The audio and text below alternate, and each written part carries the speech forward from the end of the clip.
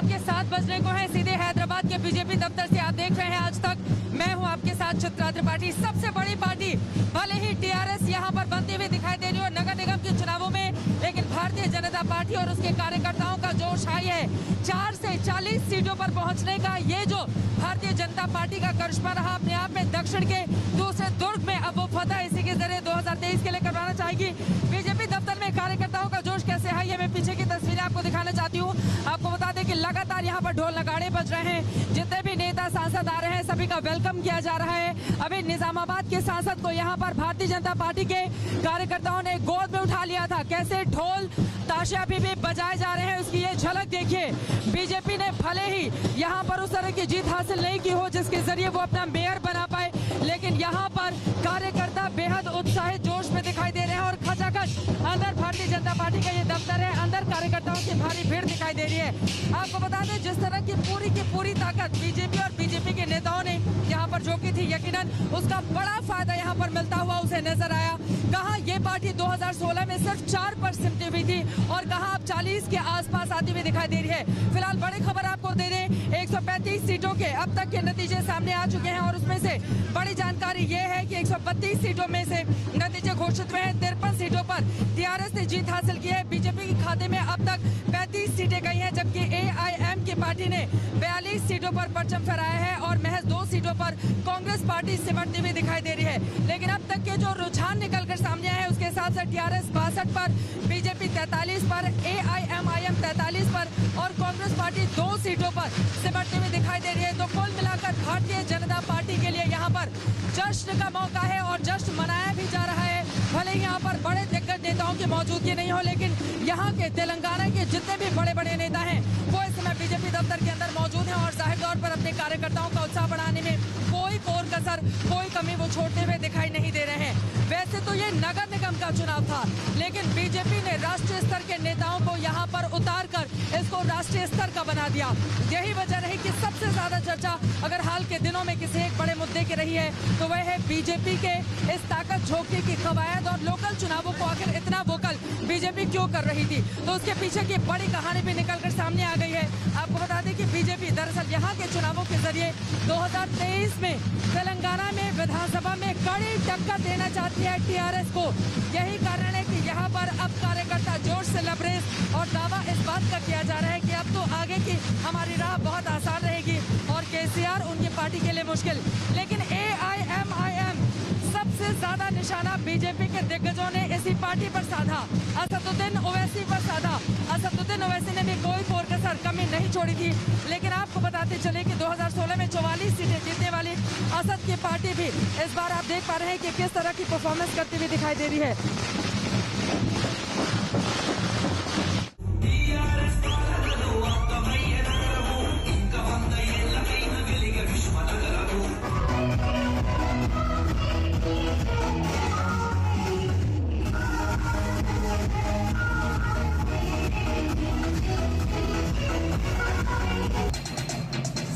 चुनाव तो वैसे नगर निगम का था, लेकिन रोमांच किसी लोकसभा विधानसभा चुनाव से कम नहीं। बीजेपी ने ताकत झोंकी तो नतीजे भी गवाही देने लगे।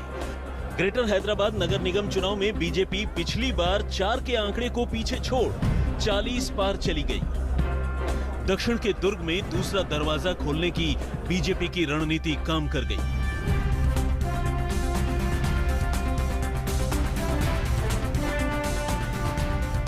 सभी के चेहरे खिले हुए हैं। उनका ये कहना है कि देखिए भले ही हमारा मेयर नहीं बन पाए, लेकिन जिस तरह की चुनौती हमने इस बार पेश कर दी है टीआरएस के सामने, अब 2023 की तो हमारी जीत पक्की है।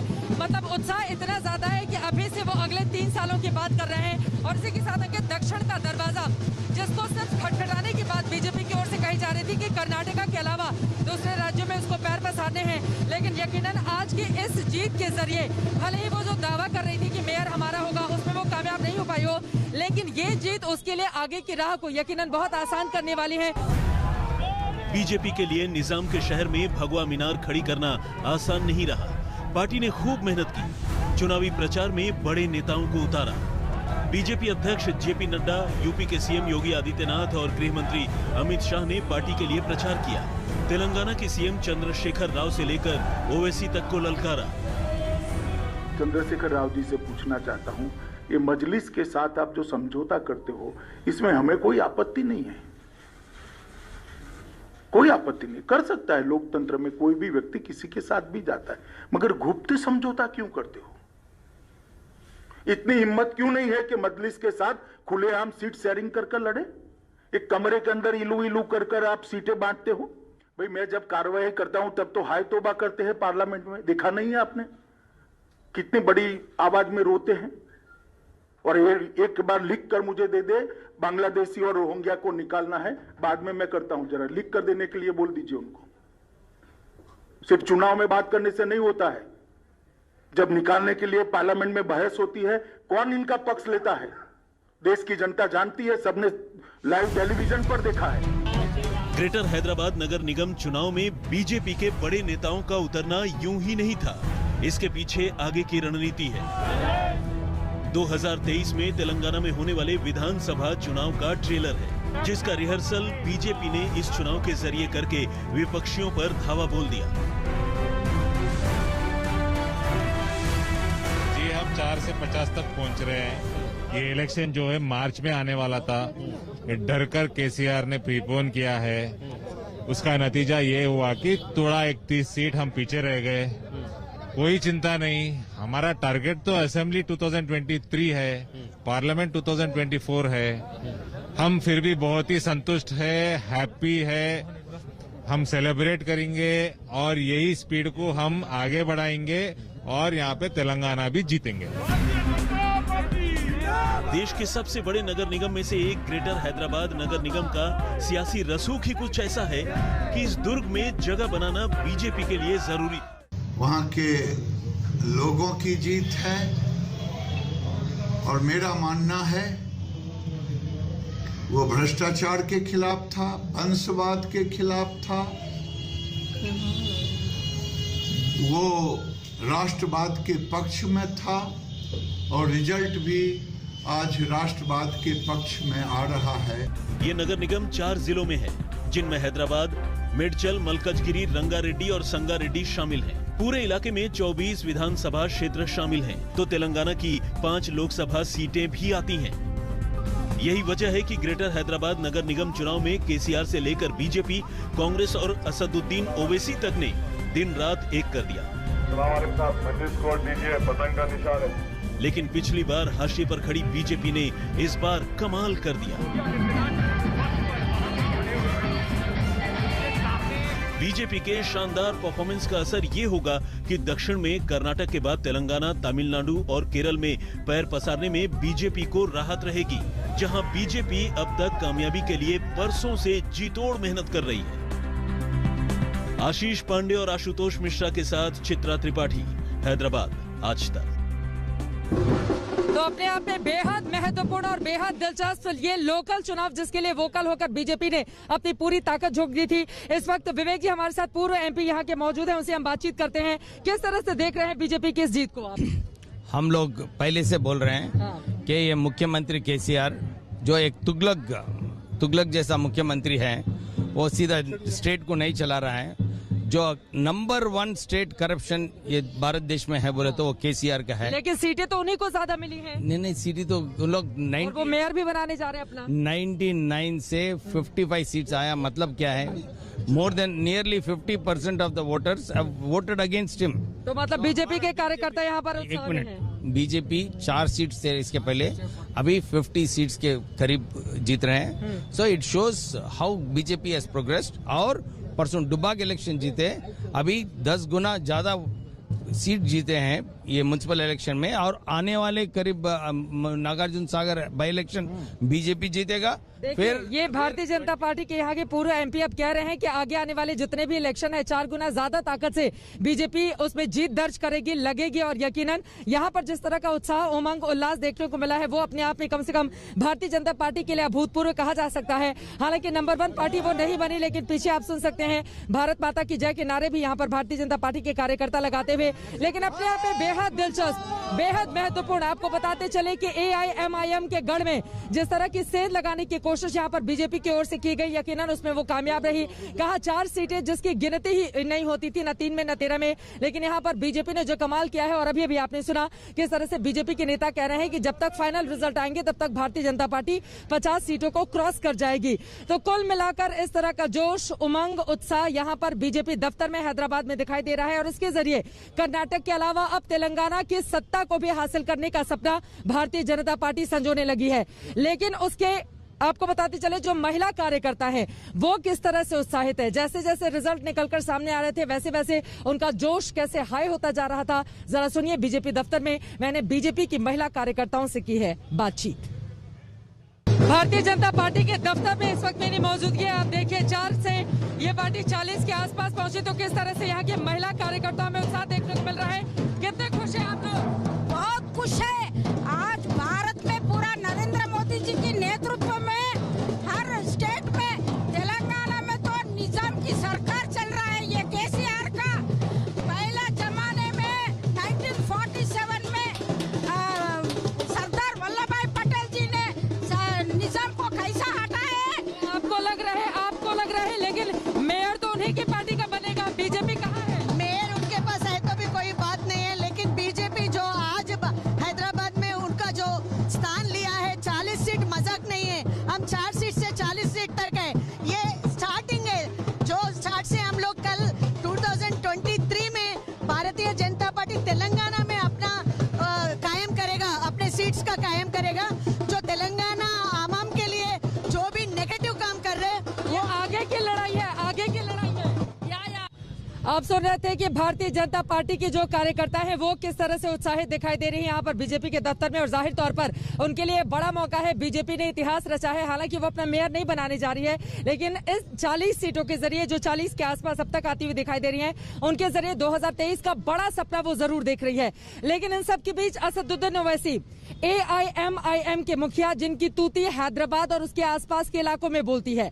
हालांकि उन्होंने 150 में से सिर्फ 51 सीटों पर ही अपने उम्मीदवारों को चुनावी मैदान में उतारा था। लेकिन आपको बताते चले असदुद्दीन ओवैसी का स्ट्राइक रेट शानदार रहा है, क्योंकि सिर्फ 51 सीटों पर लड़कर भी ये पार्टी अगर 40 सीटों को क्रॉस कर जाती है तो अपने आप में उनके लिए बड़ी कामयाबी। 2016 की बात करें तो उस समय 44 सीटों पर इस पार्टी ने जीत दर्ज की थी। और इस बार असदुद्दीन ओवैसी अपनी इसी जीत के साथ हुंकार भरते हुए इस बात का दावा करते हुए कि देखिए हमने तो सिर्फ 51 पर ही चुनाव लड़ा और हमारा स्ट्राइक रेट कितना हाई है।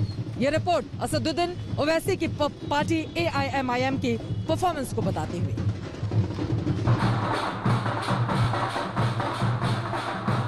जश्न भले टीआरएस खेमे में है, लेकिन झटका भी उसे ही लगा है।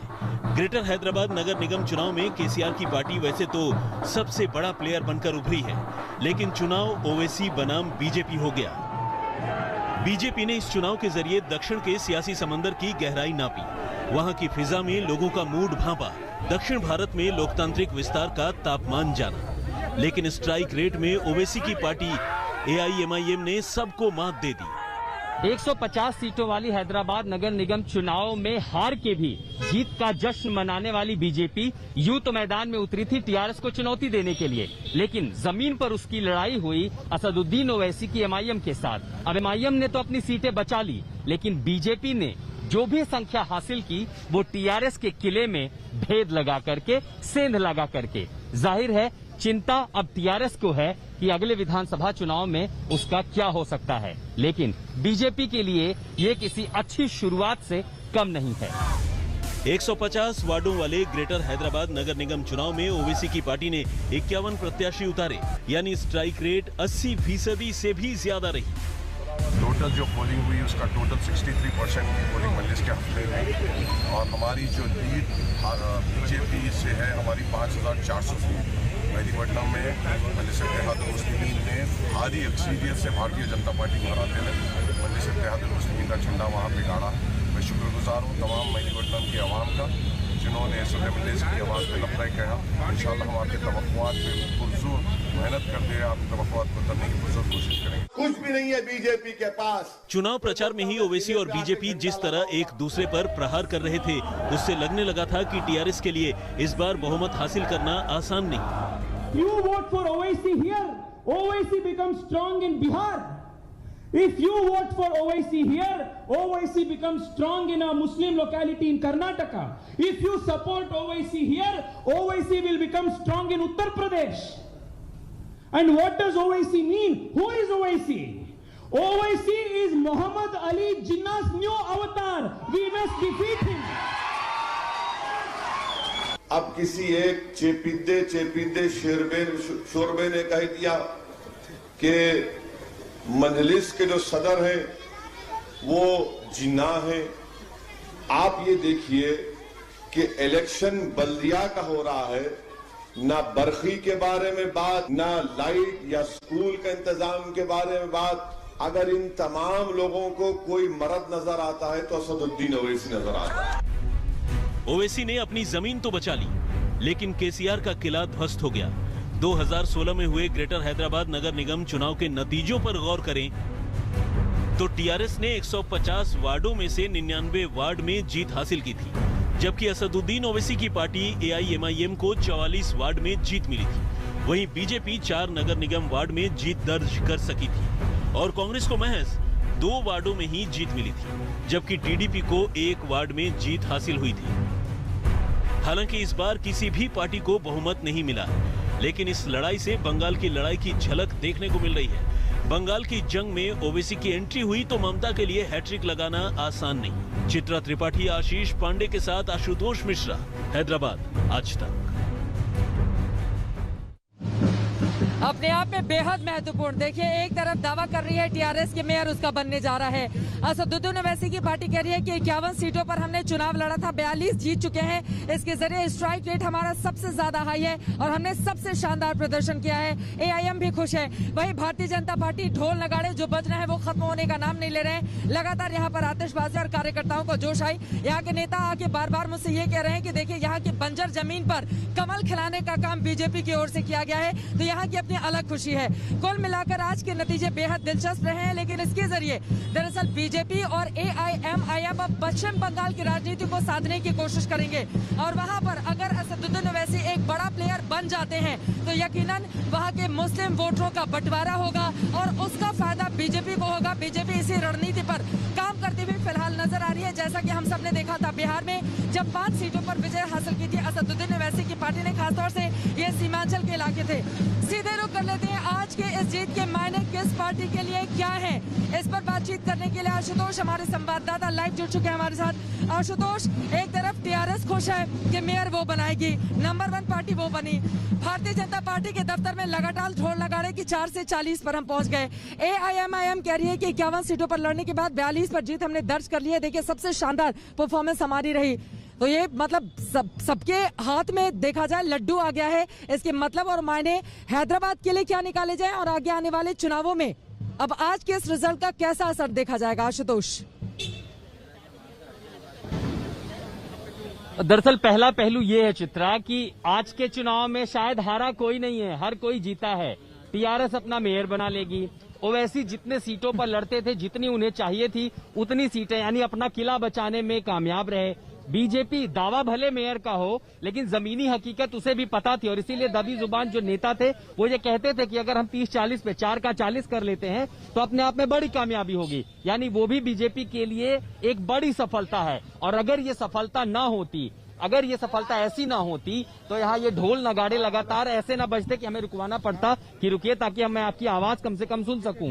आतिशबाजी 25 मिनट तक आतिशबाजी ऐसे ही नहीं होती। ये समर्थक झंडे लेकर के, बैनर लेकर के ऐसे ही नहीं आते, संजय कुमार को अपने कंधे पर बिठा करके ऐसे ही नहीं घुमाते। तो जाहिर है इस कामयाबी के मायने हैं और ये भी बड़ा प्रासंगिक है और अपने आप में ऐतिहासिक है कि हार को भी सेलिब्रेट किया जा रहा है, क्योंकि इस हार के पीछे जो जीत है वो लंबी लड़ाई की है। लगातार अब नेता कह चुके हैं कि आज हमने खाता खोला है, हमने यहाँ पर टीआरएस के किले में कदम रखा है और अगर अब किले के द्वार पर खड़े हैं तो अगले 4 सालों के अंदर इस लड़ाई को, इस मुहिम को इतना आगे ले जाएंगे कि विधानसभा में आप मजबूत हो जाए। लेकिन देखिए, आप भले नगर निगम चुनाव हो चित्रा, लेकिन परसेप्शन में बीजेपी अब इस तेलंगाना में एक प्रिंसिपल यानी प्रधान मुख्य विपक्ष की भूमिका में कम से कम खड़ी हो गई है और इसीलिए ये कम से कम केसीआर और टीआरएस के लिए बड़े चिंता की बात है। चित्रा, ये महत्वपूर्ण बातें आशुतोष आप कहते हुए नजर आ रहे हैं। यकीनन यहाँ पर बीजेपी के लिए, एआईएम के लिए खुश होने की बात, लेकिन बात अगर टीआरएस की करें, देखिए 99 सीटों पर 2016 में इस पार्टी ने जीत हासिल की थी। इस बार सीटें काफी ज्यादा कम हो गई हैं, लेकिन नंबर 1 पार्टी बनी है, इस वजह से मेयर बनाने का दावा वही कर रही है। अब वो किन के लोगों का सहयोग लेती है ये देखना दिलचस्प रहेगा। लेकिन टीआरएस के नेता खुशबू की ओर से कैसे बीजेपी पर साधा गया है निशाना, और एआईएम को लेकर भी उनकी ओर से क्या कुछ बयान दिया गया है आज के चुनावी रिजल्ट के बारे में, क्या है अब टीआरएस नेताओं की राय और रणनीति, सुनिए। हम तो सीधे लोग हैं, हम हार्डवर्क करते हैं, सादगी से काम चलाते हैं, डिवाइसिव पॉलिटिक्स करते नहीं हैं। लेकिन बीजेपी का एमआईएम का जो तूतू मैमय है, इसके वजह से हैदराबाद में एक ऐसा माहौल बना है कि हमें क्या करना चाहिए, क्या नहीं करना चाहिए, लोगों को एक कन्फ्यूजन सा हो गया है। और ये बीजेपी का आदत है ही है कि जब इश्यूज़ के बारे में बात नहीं कर सकते हैं तो कन्फ्यूज़ करके छोड़ने के प्रयास करते हैं लोगों को। हम तो इश्यूज़ के बारे में ही बोले हैं, हम प्रोग्रेस के बारे में ही बोले, आगे चल के भी ऐसे ही बोलेंगे। और प्रोग्रेस के बारे में बोल के, डेवलपमेंट को दिखा के आज हम सिंगल लार्जेस्ट पार्टी है। ये जो तूतू मैमे वाली पॉलिटिक्स जो है, ये ज़्यादा दिन चलने वाली नहीं है। शानदार चुनाव और शानदार उसके नतीजे, जिसको लेकर हर एक दल उत्साहित दिखाई दे रहे हैं। बीजेपी दफ्तर में आप देख पा रहे हैं ढोल नगाड़ों का लगातार ये सिलसिला जारी है। भाई अपने अपनी चालें, अब आगे की राजनीति, आज के ये नतीजे कैसे तय करने वाले हैं, इस पर लगातार बनी रहेगी आज तक की नजर। हैदराबाद के बीजेपी दफ्तर से अभी के लिए बस इतना ही। देश और दुनिया की बाकी खबरों के लिए आप देखते रहिए आज तक।